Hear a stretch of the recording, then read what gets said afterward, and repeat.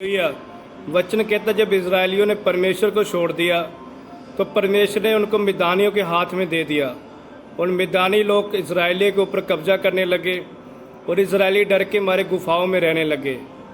और जब उनके ऊपर कष्ट ज़्यादा हो गया तो इजरायलियों ने यहोवा की दुहाई दी, परमेश्वर की दुहाई दी, तो परमेश्वर ने अपने दूत को गिदोन के पास भेजा।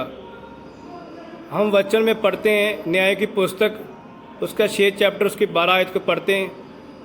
उसको यहोवा के दूत ने दर्शन देकर कहा, हे सूरवीर सुरमा, यहोवा तेरे संग है।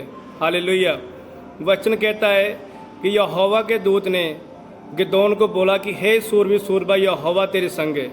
गिदोन ने कहा, अगर यहोवा हमारे संग है तो ऐसी विपत्ति हमारे ऊपर ना आती। अगर सचमुच ये बातें जो तूने बोली है, अगर यहोवा ने हमसे की तो हमें कोई चिन्ह दिखा। आज बहुत सारे लोग भी यही बोलते हैं कि अगर परमेश्वर हमारे साथ है तो हमें कोई चिन्ह दे। जैसे फरीसी और संदूकी भी बोलते थे कि अगर तुम सचमुच मसीहा है तो हमें कोई चिन्ह दिखा।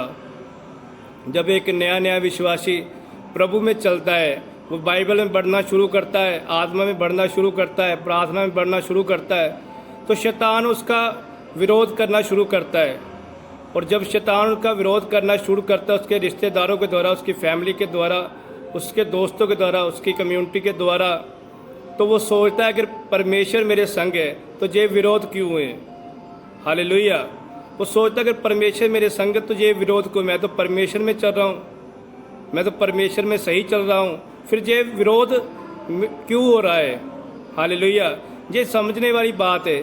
बहुत सारे नए विश्वासी जब उनका विरोध होता है तो वो बैक स्लाइड हो जाते हैं, प्रभु को छोड़ देते हैं। जबकि हम वचन को अगर ध्यान से पढ़े तो शैतान जब हमारा विरोध करता है तो वो विरोध हमें आगे लेके जाता है।